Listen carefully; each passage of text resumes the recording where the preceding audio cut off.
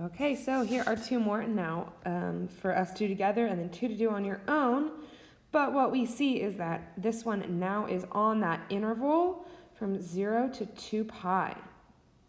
So what we are looking at for number 1 is that I've got cosine x equals 1. I need to go ahead and find out where cosine is 1 all over my unit circle. And if I look, cosine has a value of 1 at 0 and 2 pi. However, right there, 2 pi is not included.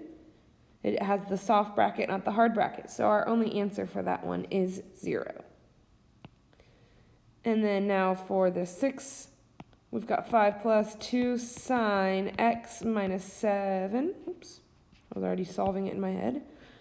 Minus 7 equals 0. So that means we have 2 sine x minus 2 equals 0. 2 sine x equals 2. Divide by 2. Sine x equals 1. Well, where is x? 1 on your unit circle. Or sorry, where is sine 1 on your unit circle? If you look, our y value is only 1 at pi over 2. And that is our only answer because we don't do any more rotations around.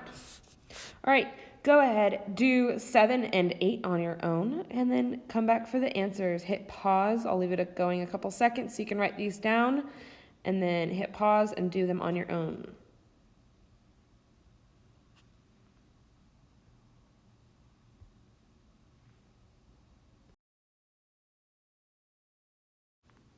And here are your answers for 7 and 8. Make sure you look at all possible options for each of them.